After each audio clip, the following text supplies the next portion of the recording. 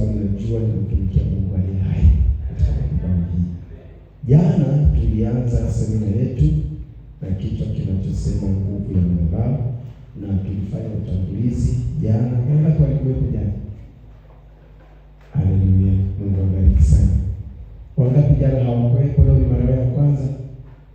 Amina, Mungu akubariki sana. Jipigie makofi mengi sana. Karibu katika semina hii. Naamini utaondoka kuna kitu kimepanda ndani yako. Lakini nataka niwahakikishie tena ya kwamba leo ni siku muhimu sana sana. Jana mchungaji alisema kuna watu wataona vitu usiku wa leo, yaani jana usiku uliofuata. Nina uhakika Mungu amesema na watu usiku huu, na kuna vitu Mungu ameanza kufanya kwenye mipaka ya Kornelio mikubwa sana, kubwa sana. Nyie mnaweza msione, lakini ulimwengu wa roho ameona. Wachawi waliokuwepo maeneo haya wameshaona na wameelewa kinachoendelea, na tutawapiga wiki hii mpaka wasadike sana. Wiki hii ni wiki ya kuharibu madhabahu ya shetani kabisa kabisa kabisa kabisa kabisa. Wataachia vya kwetu, wataachia fedha zetu, wataachia familia zetu, wataachia afya zetu, wataachia nyota, wataachia vibali vyetu. This week, sema this week ni wiki langu. Sasa leo nataka tujifunze kitu kingine cha ziada cha muhimu sana katika somo hili, chakula cha madhabahu. Chakula cha madhabahu. Chakula cha madhabahu. Chakula cha madhabahu. Ninaomba uandike chakula cha madhabahu. Chakula cha madhabahu. Madhabahu ni kitu kinachoishi kabisa. Ni kitu kinachoishi. Na kitu chenye uhai ambacho kikikosa chakula kinadhoofika kabisa na mwisho kufa. Madhabahu ni kitu kinachoishi, na kitu kinachoishi kikikosa chakula kinadhoofika kabisa na mwisho wake ni kifo. Na nikuambie tu kweli ni kwamba chakula kikuu cha madhabahu, nisikilize huku naandika, chakula kikuu cha madhabahu, ninasisitiza hii kwa umakini sana. Chakula kikuu cha madhabahu ni moyo wa mtu, ni moyo wa binadamu. Sio moyo kwa maana ya hii nyama inayodunda hapa, hapana. Hisia ya mwanadamu ndiyo chakula kikuu cha madhabahu. Nimerudia tena, chakula kikuu cha madhabahu yoyote duniani ni moyo wa mwanadamu. Naomba tusome Mathayo mlango wa 6. Mathayo mlango wa 6 mstari ule wa 21. Tuanze ule mstari wa 19. Mathayo mlango wa 6 tuanze ule mstari wa 19 ili ikae vizuri. Anasema, msijiwekee hazina duniani, nondo na kutu viharibupo, na wezi huvunja na kuiba, bali jiwekeeni hazina wapi? Mbinguni, kusikoharibika kitu kwa nondo wala kutu, wala wezi hawavunji wala hawaibi. Mstari wa 21 ndio hasa lengo langu. Mstari wa 21 anasema, kwa kuwa hazina ya mtu ilipo ndipo utakapo kuwapo na moyo wake pia.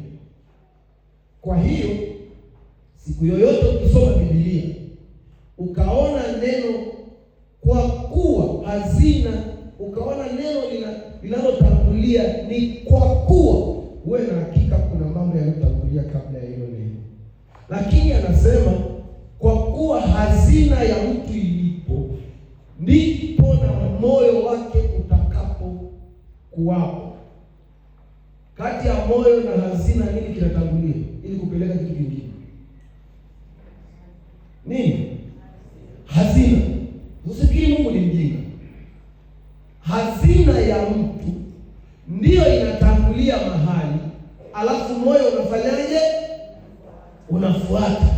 Na hapa ndipo wanaume tulipo, yaani hapa ndipo akili ya wanaume ni. Wanaume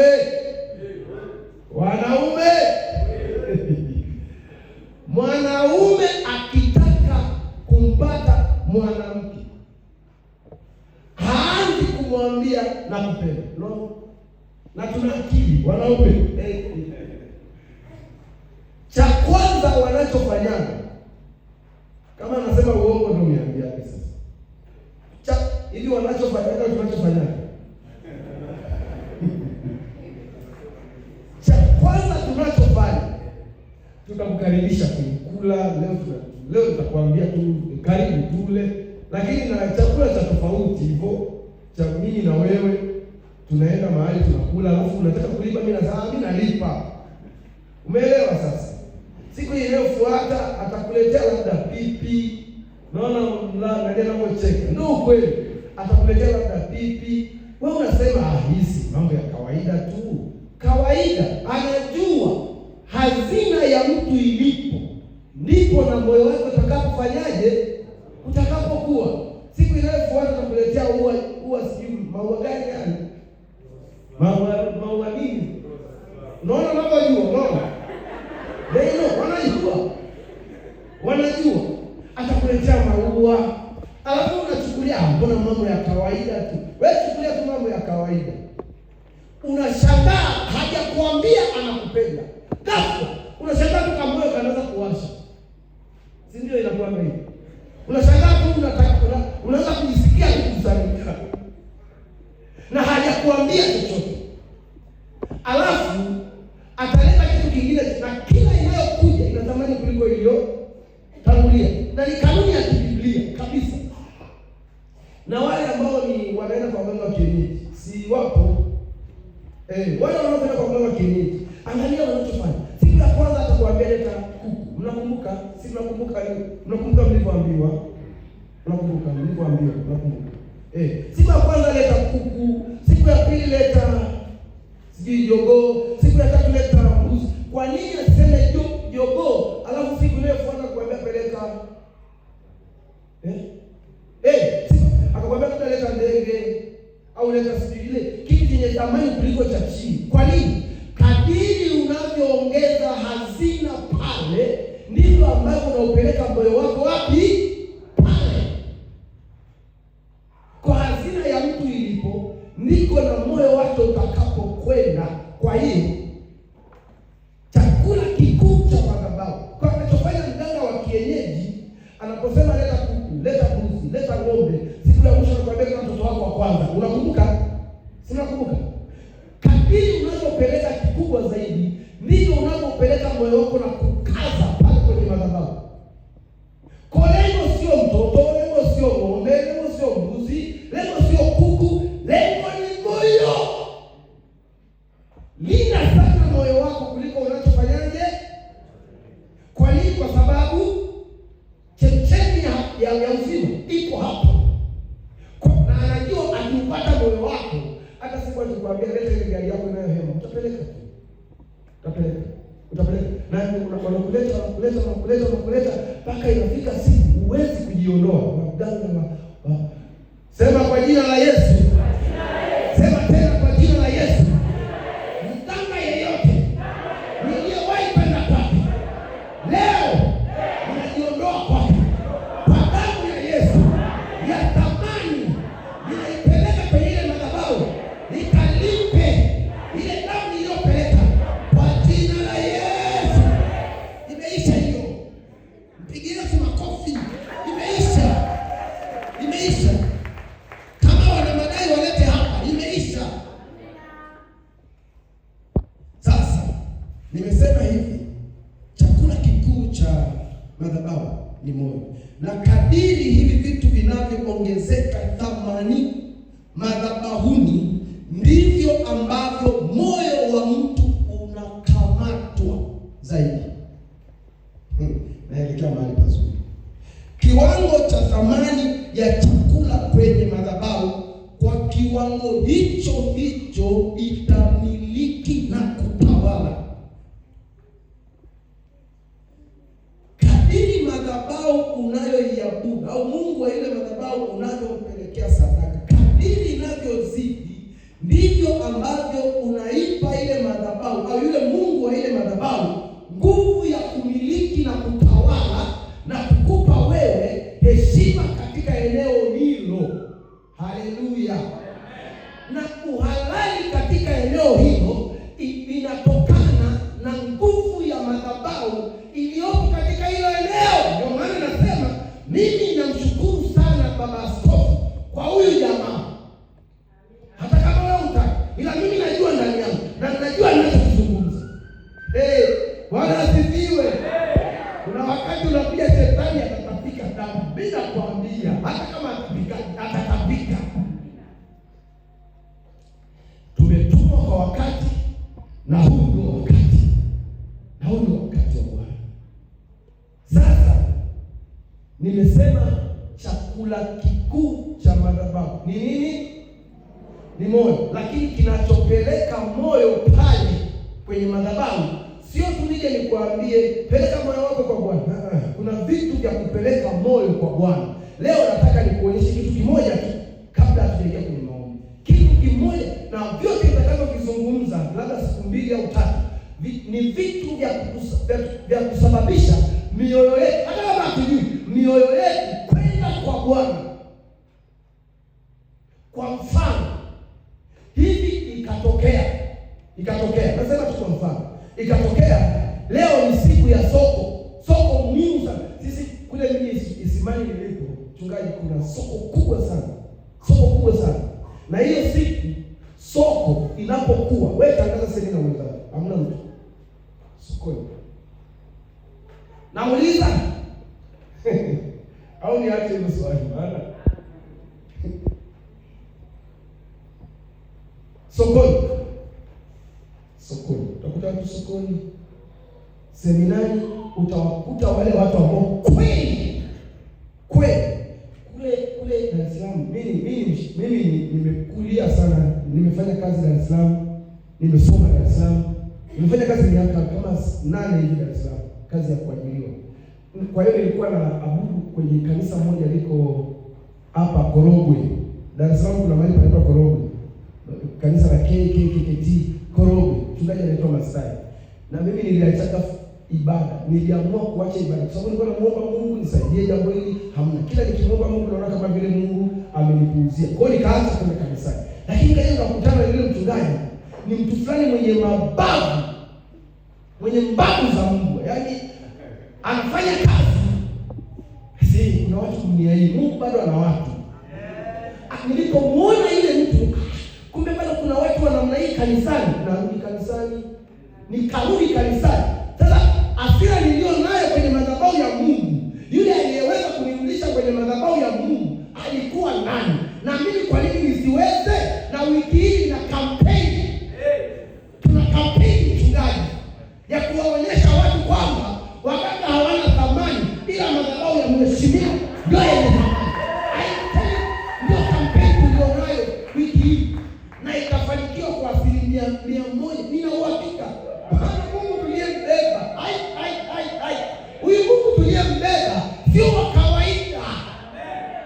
kawaida. Kwa kanirudisha, akanisababisha nikarudi kwenye madhabahu. Yule jamaa niliporudi sasa kule kwenye madhabahu, kwa nilikuwa nafanya ibada pale. Sasa pale ameweza kutushawishi yule mchungaji kwamba ukipeleka heshima kwa Mungu, Mungu atakurudishia heshima. Pale ukienda pale kuna hospitali ambayo mtu anatua juu na helikopta na ndege. Juu anatua juu, anaingia, anatulia, anarudi, anapanda ndege yake akiwa juu huko. Kwa anaondokea huko kanisani, usharika mmoja. Yaani pale kuna shule ya kimataifa kwenye usharika mmoja. The one school, usharika wa nasema nini sasa? Pale kuna sasa yaani utajiri wa ule usharika, naogopa kusema, lakini ndio ukweli. Utajiri wa ule usharika, sio dayosisi, sio jimbo, usharika, mabilioni ya hela, ni mabilioni ya hela. Kuna benki iko pale, benki, usharika wanamiliki benki, lakini zile ni sadaka za washarika. Sasa siku moja nikafanya nikatesti, nikasema hebu moja niende saa 6 usiku nijue kama kweli hao watu wanaombaga. Nikaenda saa 6 nikakuta watu wamejaa. Nikaenda saa 8 siku tofauti nikakuta watu wamejaa. Wanaomba, sio wamejaa, wanaomba. Nikaenda saa 10 nikakuta watu wamejaa. Nikaenda saa 10. Kwa hiyo muda wote kanisa la Kilutheri, mimi nakwambia, yes, usaidie. Kuna mahali tunaenda. Sasa nikajaribu kujiuliza, hawa watu ni kweli wanampenda Mungu kiasi hiki kwamba wao wakae madhabahuni masaa 24 wako madhabahuni? Kweli wanampenda Mungu? Nikajaribu nikafanya research, utafiti, nikagundua mali zao ziko pale. Kwa hiyo watu wanakuja kuangalia mali zetu ziko salama. Si watu mali zetu ziko salama. Kongo ameleta sadaka hapa kiasi kwamba moyo wake uko hapa. Hawezi kukaa nyumbani, maana vitaibiwa. Kwa hiyo ili niendelee kulinda, niendelee kuwepo pale, nilika haraka lakini naangalia nzima. Kwa sababu hiyo watu walioko pale wana hela. Sio hela. Kwa nini? Madhabahu inatapika. Imeshiba inatapika. Bwana asifiwe. Kutokea pale nikajifunza. Kumbe nikitaka kuwa tajiri, nitajirishe madhabahu Bwana. Kwa hiyo mimi leo nikiambiwa nitoe gari yangu nipeleke madhabahu, ampeni na kuambia nitaitoa. Sio nitaitoa kwa sababu najua nampendezesha mchungaji. No, ninajua niliyompelekea anaweza kunipa 2-3 kwa mara moja. Haleluya. Bwana asifiwe. Chakula cha kwanza cha madhabahu ni sadaka. Amina zimepungua. Sema amina yenye uhakika. Mimi nawaambia kweli, kwani uongo? Nendeni kwa mganga wa kienyeji. Mnafanyaga nini? Unapofika pale unaambiwa fanye nini? Tena sio mnaambiwa, mnajipangaza kabla hujaenda. Ukifika pale unajua kabisa kifuatacho ATV. Sikiliza. Sio kwamba unawapa kwa sababu wanataka. Wanachofanya wananenepesha madhabahu ili madhabahu iweze kukutamkia neno. Lile neno likitamkwa linakuwa na uhalali katika ulimwengu wa roho. Na mimi wachawi na waganga wa kienyeji, kisikieni, tumeelewa siri yenu. Tumeelewa. Kumbe tunapoenda kwao, tunapotoa sadaka, hatutoi tu ili watajirike. Maana kama ni hivyo, usingekuwa hivyo alifu. Wanaishi maisha ya ajabu sana. Tunapeleka ili kuitajirisha madhabahu zao zipate nguvu ya kututamkia neno.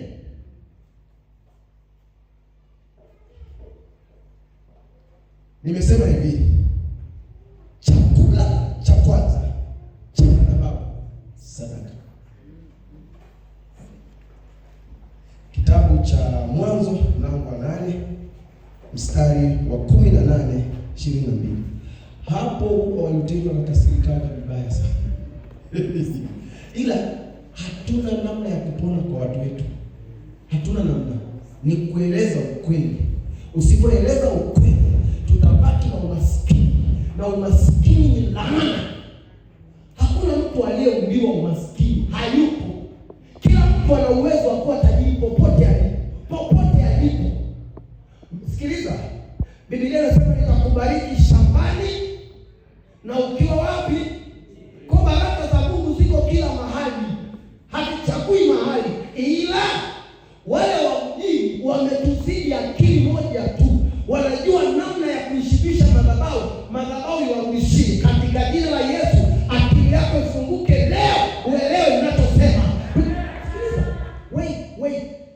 Tedi akisimama hapa akasema, katika jina la Yesu nasema upokee hela, hata useme amina, hata useme nimepokea, haupokei. Kwa nini? Ile inapataga uhalali kutoka hapa.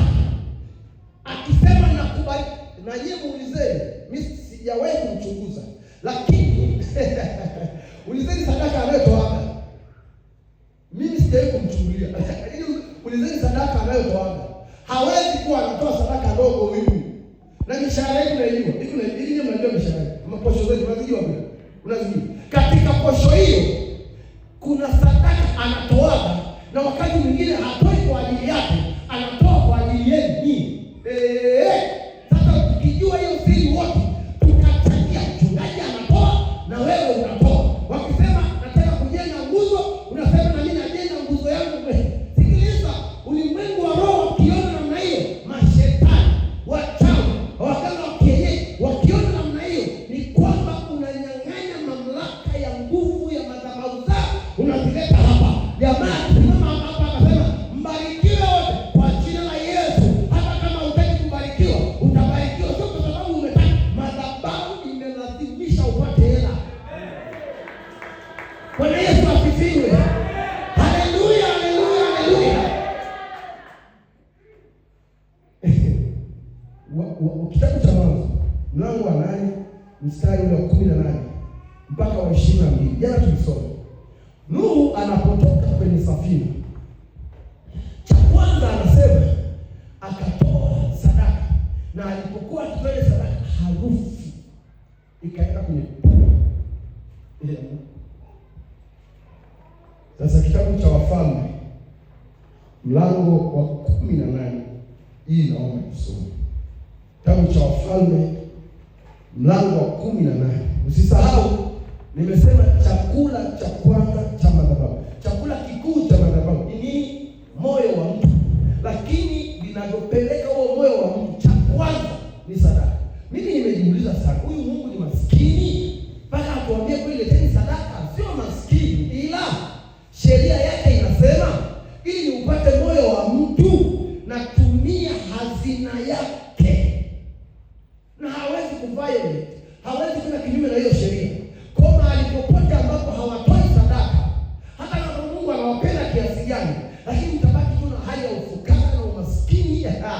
Tumekataa Walutheri, tumekataa. Wamenielewa watu wawili wamesema amina. Tumekataa. Ndio. We refuse by fire and by force. Tumekataa.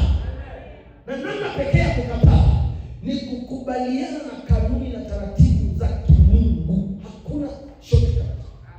Wale kule wameelewa. Kwa nini sisi tunachelewa kuelewa? Wameelewa. Wale wengine wale wameelewa. Kwa nini sisi tunachelewa kuelewa? Bwana Yesu asifiwe. Amen. Ingawa nashindwa sana kukulaumu, kwa sababu inawezekana hujawahi kuambiwa. Si ndio nakuambia sasa? Si ndio nakuelekeza sasa? Ndio nakuelekeza. Wafalme wa kwanza mlango wa 18 mstari wa 30.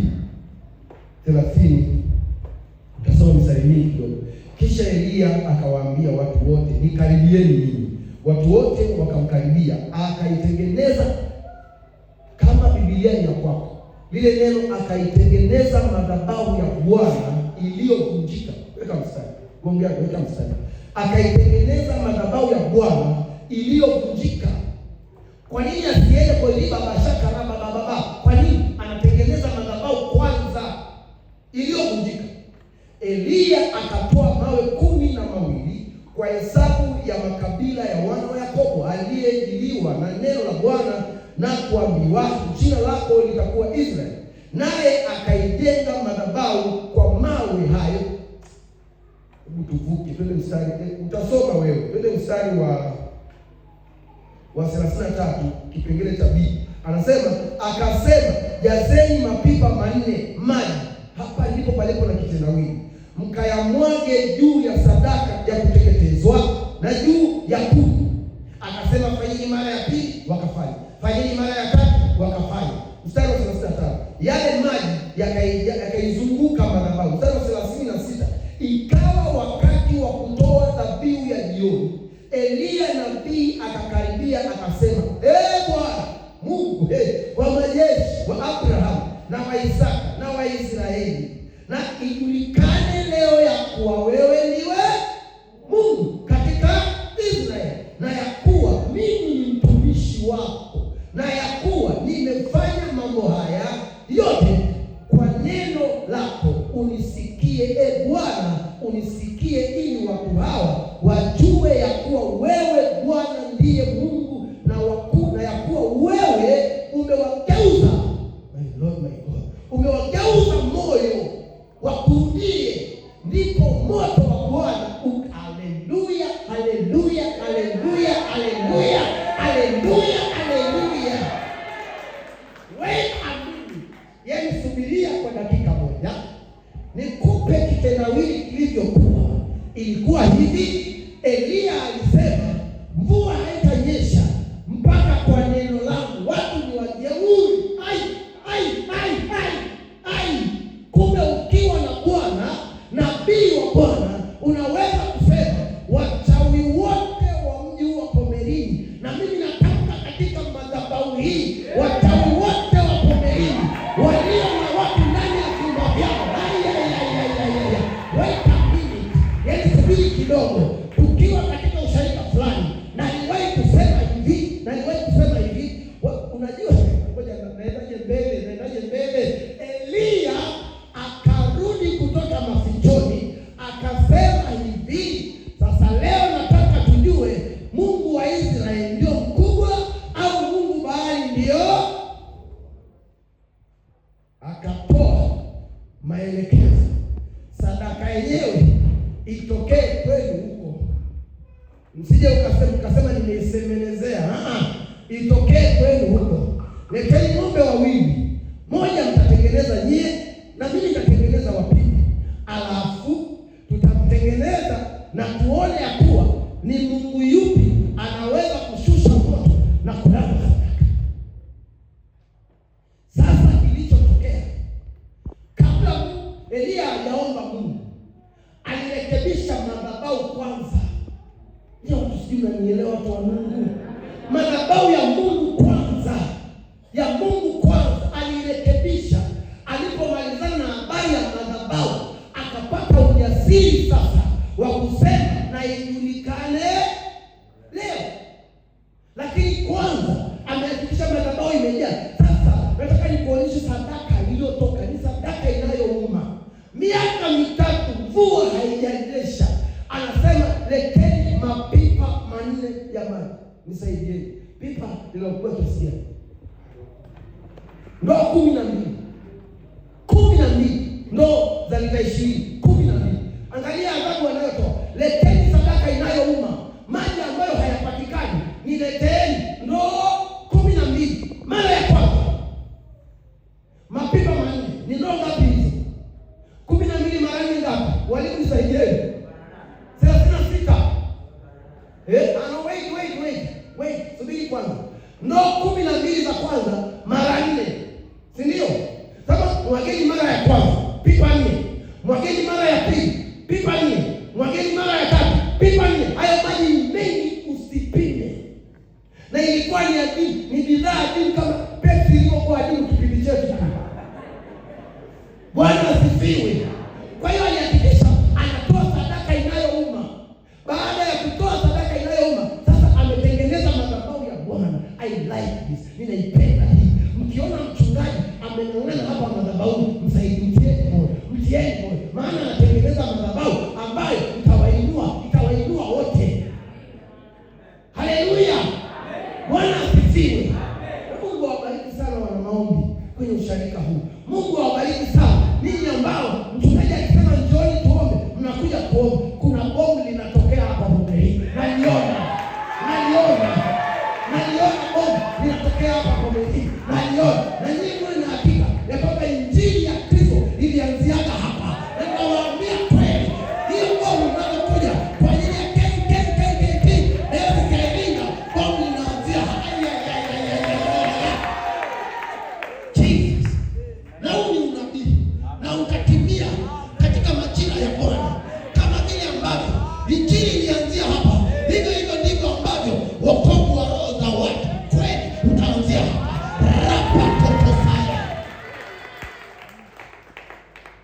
lakini lazima mlipe gharama ya kunenepesha madhabahu ya Bwana.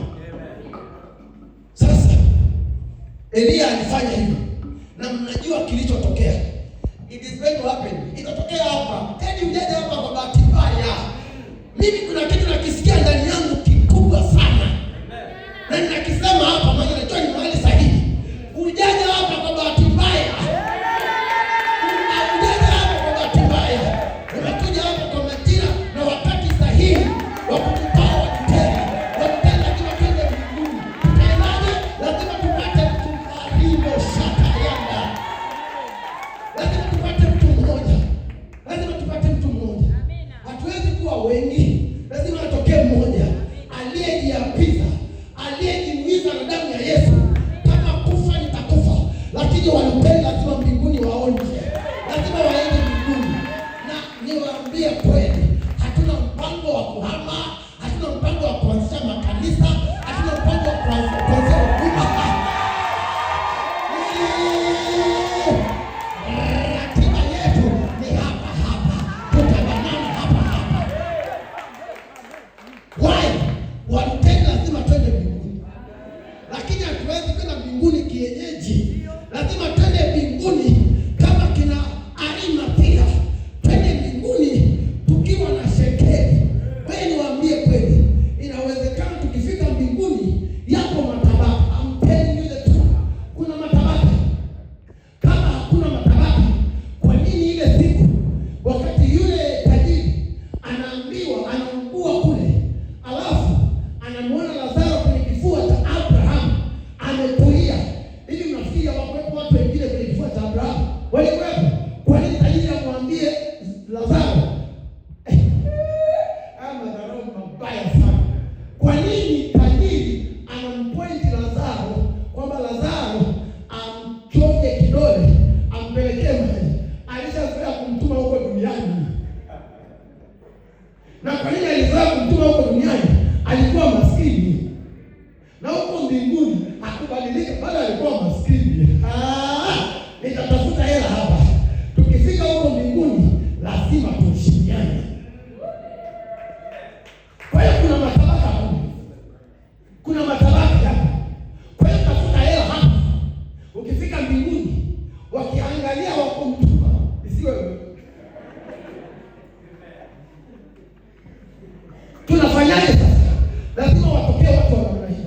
Lazima kwenye kanisa letu la Kipekee, lazima watokee watu wenye mbavu za Mungu ambao watatuonyesha ya kwamba heshima iko hapa. Heshima iko hapa. Heshima iko hapa. Heshima iko hapa. Madhabahu ya Mungu inakuwa mtupu. Ukisimama mpaka unashangaa unakula lakini haupati afya. Yaani hii madhabahu ni nini? Wachawi wanapataje nafasi kwenye madhabahu ya Mungu wakati mpo? Na wao wakinyonya madhabahu ya Mungu ndio afya hizi. Kuvaa kwetu kunakuwa kugumu. Kula kwetu kunakuwa kugumu. Kila siku tunaumwa. Aya, nimetangaza kabisa katika madhabahu hii leo, ukitoka hapa kama ulikuwa na kansa itakaukia hapa hapa. Wewe kutoka nyumbani ukaja hapo unaumwa, na kesho hakikisha unawaleta waliolala mtandani. Wataondoka hapa wamebeba magodoro yao vichwani, wamepona. Sio kazi tumepewa kufanya. Sasa tufanye nini sasa? Tufanye nini sasa? Fanye nini?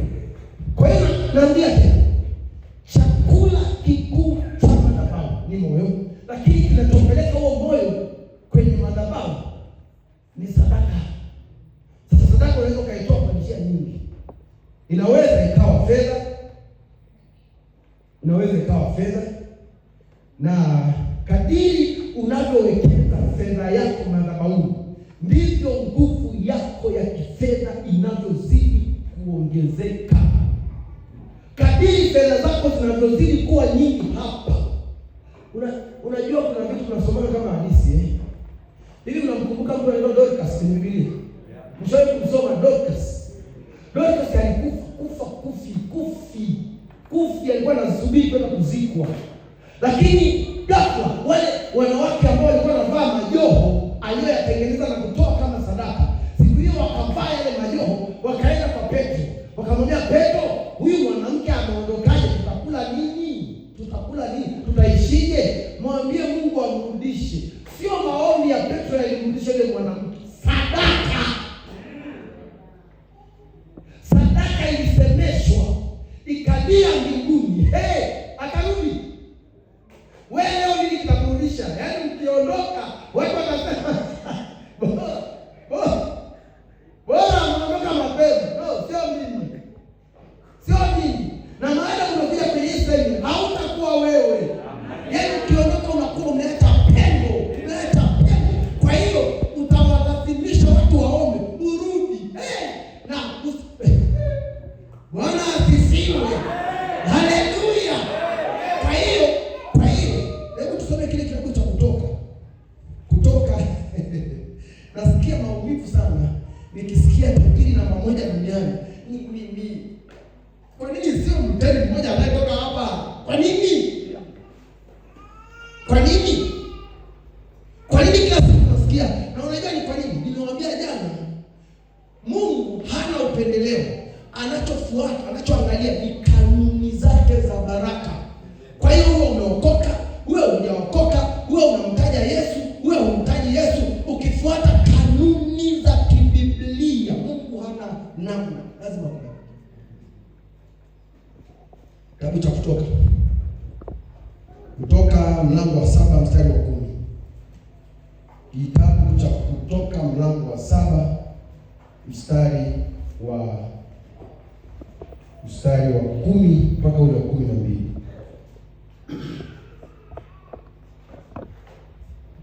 Basi mstari wa mlango wa 7 mstari wa 10 mpaka ule wa 12. Basi Musa na Haruni wakaingia kwa Farao, wakafanya vivyo hivyo kama Bwana alivyokuambia. Haruni akaibwaga. Hebu sema akaibwaga. Tunapenda sana. Wakaibwaga fimbo yake chini mbele ya Farao, mbele ya watumishi wake, ikawa nyoka. Sema ikawa nyoka. Ndipo Farao naye akawaita wajuzi na wachawi na hao waganga wa Misri, wakafanya vivyo hivyo kwa uganga wao. Kinachofuata wakabwaga chini. Kwa hiyo kumbe waganga na wachawi wanatuligaga, hawana jipya. Na niwaambie kweli, kama mnawaonaga waganga kwenye ndoto wanawajia. Ni kweli wanawanyagaga, ni kweli wanapeleka viti vyao vya kikao. Yaani kwa mtu umechoka viungo vinauma. Siku moja nimuuliza mmoja ambaye alikuwa mganga, akaniambia mbona wanateli wengi tunawapeleka viti vya kikao. Wengi ni kidogo leo mimi nitaje kama hapa naweza kesi hapa. Lakini wengi ni viti vya watu. Lakini waliiga. Siku moja nilienda kuhubiri mahali mchungaji. Nikasema hivi, kama mchawi anaweza akakaa sehemu 7 kwa mara moja. Hivi unajua hii? Anaweza akawa hapa, akawa pale mahali, akawa pale mahali, akawa. Hana uwezo wa kufanya mambo Mungu anayofanya, lakini anaweza kaonekana huko. Kama inawezekana hivi, naondoka hapa, lakini kwenye hii madhabahu bado nipo. Kila wakija, mpaka walipeleka kesi kwa viongozi. Wanasema huyu mchungaji wenu mbona anatuambia amesafiri? Mbona kila siku tukienda tunamkuta madhabahu? Kila tukienda tunamkuta. Nikapata taarifa kweli, nikasema yes. Vita ni vita mura. Na tutavipiga, na tutavishinda. Hivi vita ni vyetu, ni chakula kwetu. Tutavipiga, tutavishinda, na tutachukua vya kwetu. Hii ni mara ya mwisho. Hii ni mwisho. Anasema wakabwaga fimbo zao, lakini kilichotokea, ile fimbo ya Haruni ikameza fimbo za waganga wote ambazo zilifanywa kuwa nyoka. Kwa nini? Madhabahu ya Mungu wa Haruni, Mungu wa Musa ilikuwa ni nene, ilikuwa imeshiba, ilikuwa ina nguvu. Hivi madhabahu vingine ambao ni vijoka vingine vilionekana kama mabua yaliyokauka. Kwa hiyo alitanua tu kinywa namna hii, ile nyoka ikameza zile nyoka zote. Ndio maana ninawaambia hivi, tangia hivi tunavyozungumza, tukitoka hapa leo mtasikia vilio vya wachawi huko mjini, huko mtaani. Kwa nini? Madhabahu ya Bwana, madhabahu ya Bwana. Nawaambia kweli, zile madhabahu zinazokunyoga damu za watoto huko, mtasikia vilio. Hakuna damu tena za watoto, hakuna nyama za watu zinazoliwa. Wewe, madhabahu ya Bwana, madhabahu ya Bwana, madhabahu ya Bwana. Haleluya, haleluya, haleluya. Walionielewa wampigie makofi na vigelegele na shangwe. Madhabahu ya Bwana. Kwa hiyo unaweza kuleta sadaka katika madhabahu ya Bwana kama fedha. Kama fedha. Na sina sababu ya kukuambia sana. Umeelewa? Ukitaka fedha yako multiply, iongezeke, shibisha madhabahu ya Bwana. Ukitaka hela yako iongezeke, mfanye kuhani wa nyumba ya Bwana acheke. Kama hautaki kunielewa kwenye hili, maana yake hutaki kuvuka. Kuhani wa nyumba ya Bwana akicheka, kuna maombi ambayo hatakiwi kuomba. Akicheka tu na wewe umecheka. Ninakwambia kweli katika Kristo huyu anayeishi, kwa sababu ndicho ninachofanya mimi.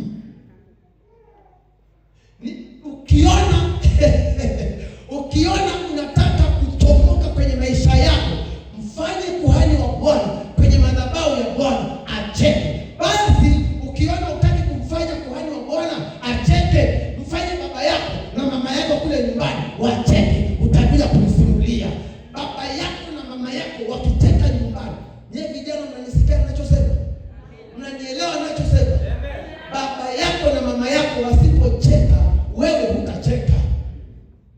Hata kama ni mlevi, anashinda baa, anashinda kwenye mitaro, lakini bado kuna kanuni ya kimungu ambayo yeye akicheka, wewe unacheka. Hata kama hataki ucheke, lakini akicheka tu, wewe unacheka. Na hapo ndipo Wachaga walipotupiga. Mimi leo nasema siri za Wachaga sasa. Umeelewa sasa? Baka tukitoaga mifano kwenye mitandao, utaona tunamwangalia Mangi akienda kwenye M-Pesa. Unasikia anasema mwingine anasemaje? Wewe mzee, wewe chali. Hebu tumie bi mkubwa hiyo hela. Tumie bi mkubwa hiyo hela. Tumie bi mkubwa hiyo hela. Tumie hiyo hela. Fanya haraka, tumie bi mkubwa hiyo hela. Akituma tutasikia ile mama anachika simu hata kama sio ya kwake. Mwanangu Samueli, ubarikiwe, uokote bila kuinama. Ile kauli sio. Haleluya! Kama mama wa Kichaga anaweza kusema hivi, what about God? Unafikiria kuhusu Mungu wa madhabahu? Kama mama wa Kichaga anaweza kusema wewe uokote bila kuinama, unafikiri Mungu atasema nini? Bwana asifiwe. Hapo muokoke. Okolewa hapo. Sema amina. Hapo Mungu akuokoe kwenye eneo la sadaka. Na hakuna mtu ambaye hatoaki sadaka. Usinidanganye. Usipoitoa hiyo sadaka hapa, kuna mahali unapelekaga. Sasa kule unapopelekaga wanajua, wanaelewa kanuni, wanaelewa. Mimi Jumapili nimesikia kutoa fungu la 10. Hiyo nimeihifadhi. Nitafundisha fungu la 10 asubuhi hapa kabla hatujatoa hapa. Kwa hiyo nisubirie Jumapili. Jambo la pili, namna ya pili ambayo unaweza kupeleka moyo wako kwa Bwana. Nimesema ya kwanza ni nini? Sadaka. Lakini kwenye hiyo sadaka nimezungumza inaweza ikawa fedha. Jambo la pili kwenye hiyo sadaka, muda.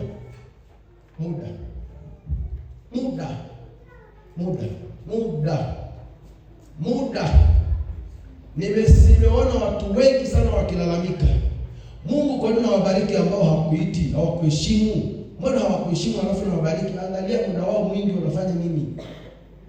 muda wao mwingi wanaenda hapa, tunaambiwa tuje tufeke mpaka kufyeka tu hapo. Vita mura. Watu wako busy. Muda wako mwingi unaupeleka wapi? Na Kutoka, kitabu cha Kutoka mlango wa 20. Mlango wa 20 mstari wa 4 na ule wa 6. Kutoka mlango wa 20. Na hiki tunachowafundisha watumishi wa Mungu ni kanuni. Sio kwamba naijua, ni kanuni. Mbona mchungaji hapa anaongea mpaka anatoa povu? Sio kwamba anajisemea. Sio kwamba anaongea tu. Ni vile tu anashindwa kukuambia. Hii ndio ile kufunga. Hiki ndicho kinachokufunga usifanikiwe. Hiki. Mpe kwanza Mungu muda kabla hujaupeleka kule kwako. Mpe Mungu kwanza. Ndicho tunachokomanda nacho. Kwa nini tunajua ya kwamba ukimpa Mungu muda wako sana, kikanuni inaenda kuchokonoa vitu. Sijui nawaelezaje. Lakini Mungu anafanya kazi kwa mifumo. Sio kwa maneno, kwa mifumo. Kwa hiyo mtu anayefanikiwa kugonga mfumo wa Mungu, kugusa mfumo wa Mungu, Mungu hambariki kwa kuwa amempendelea, anambariki kwa kuwa mfumo umemtambua yule mtu. Ule mfumo ukachukua jina la yule mtu, ukapeleka. Mkisikiaga sadaka ya mtu inanena, sio sadaka, sio kwamba hela zinanena. Mfumo umemtambua yule mtu kwa sababu muda mwingi anatumikia ule mfumo. Na kwa sababu anatumikia mfumo muda mwingi, ndio maana makuhani mara nyingi wana access na Mungu. Kwa nini? Muda mwingi wako hapa madhabahuni. Kwa nini? Sio kwa sababu Mungu amewaona wako madhabahuni. Hapana. Mfumo umemtambua na jina mnakumbuka habari ya Skewa, ya wana wa Skewa. Naenda haraka, hii kitu ndio tunafundisha muda mrefu. Wana wa Skewa wakajaribu kusemaje? Wanasema ngoja tusome kwanza. Kutoka 20 mstari wa 4 na wa 6. Anasemaje? Anasema hivi: usijifanyie sanamu ya kuchonga wala mfano wa kitu chochote kilicho juu mbinguni, wala kilicho chini wapi? Duniani, wala kilicho majibu chini ya dunia. Usivisujudie wala kufanyaje? Kuvitumikia, kwa kuwa muhimu sana, Bwana Mungu wao ni Mungu mwenye nini? Wivu. Mungu mwenye wivu. Yaani Mungu ana wivu kama mwanaume. Wanaume tuna wivu. Wanaume tuna wivu. Hapo hivyo ndio sengine mbaya. Wivu, yaani tunaweza tukasikia tu simu imelia. Tunawahi nini? Tunapowahi kwenye simu, lakini tunawahi kwenda kukuchukulia simu. Tunaangalia kwanza nani huyu anapiga, nani? Na kama ni mwenye nani? Ndevu kama mimi, yani nakwambia ni kesi. Hata kama sikuambii, lakini uko roho yangu nakuwa najiuliza, atakuwa amemwambia nini kweli? Atakuwa ameongea nini? Yaani na mbaya zaidi uchukue uende jikoni, haki ya mama. Basi tuongee, lakini yani jikoni, yani kuna nini wameongea? Wivu. Sasa wivu wa Mungu ni kama moto. Unawaka kama moto. Kwa anasema msivisujudie, yani msivipe muda wenu. Muda wenu nipeni mimi.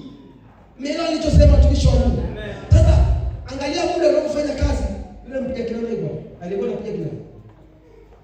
Yuko hapa. Ni wewe. Hebu ingia hapo kwenye kinanda. Unisaidie kufundisha. Ni kinanda tu, mpiga kinanda tu. Mpiga kinanda. Mbona sasa unaogopa na kufundisha tena?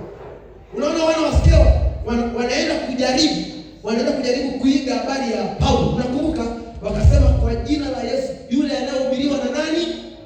Na Paulo, tunakukemea. Atulia kwanza. Yale mapepo yakawaambia hivi, Paulo tunamjua, Yesu nyinyi wakina nani? Mnataka kuniambia kweli walikuwa wafahamiki mpaka wanaitwa wana wa Skewa? Walikuwa wanajulikana familia wanayotoka, wanajulikana nyumba wanayoishi, wanajulikana kazi wanayofanya. Paulo alikuwa mgeni pale. Kwa nini mapepo yanasema Paulo tunamjua? Mfumo umewatambulisha Paulo na Yesu kwa mapepo. Kwa nini? Muda wote wanafanya kazi kwenye ule mfumo. mfumo. Kwa mfumo unaoelewa, acha nikuonyeshe mfumo unaofanya fanya kazi. Unajua kupiga kitabu. Unajua? Wewe unajua kupiga kitabu? Hebu njoo. Si tunafundisha rafiki, tunafundisha. Sasa hebu nipigie wimbo baba. Wewe hapo. Nipigie baba, pokea sifa.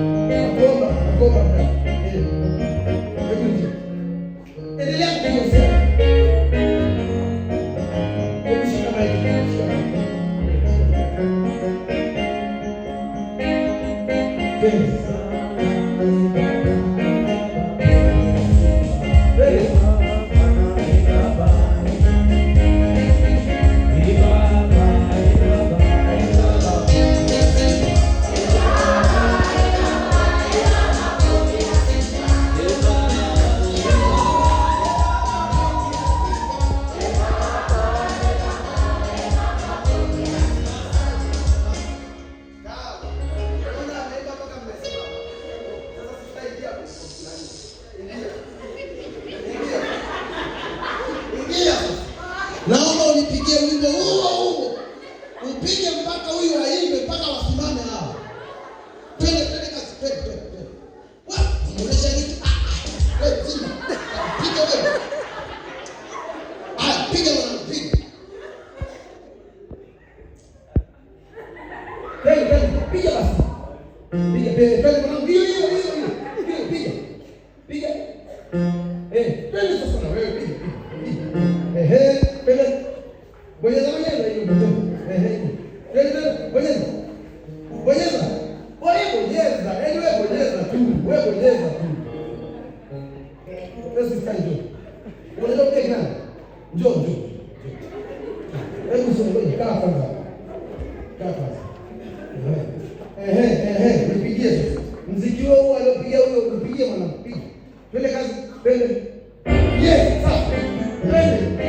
Piga. Haya hiyo.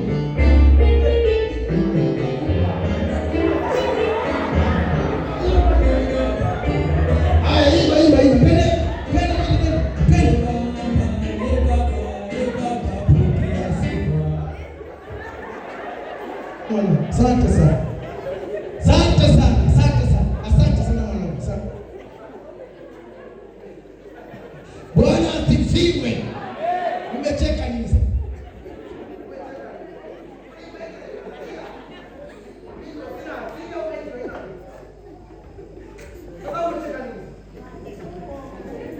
Kwa nini wa kwanza amepiga akaimba mpaka mkaamka kucheza? Kwa nini? Nauliza, kwa nini? Kwa nini wa pili amepiga nyema tena? Sasa angalia kitendawili. Hiki kinanda ni mfumo, hakipumui, hakiongei, hakifanyi chochote, lakini kina vitu ambavyo ukikiririsha hicho kinanda kinakupa vitu unavyovitaka. Kinachosababisha kikupe unachotaka ni mpaka kilizike kwamba umekipa muda wa kutosha wa kujua kwamba wewe ni mwaminifu kwa hicho kinanda, ndicho kinakupa unachotaka. Yes.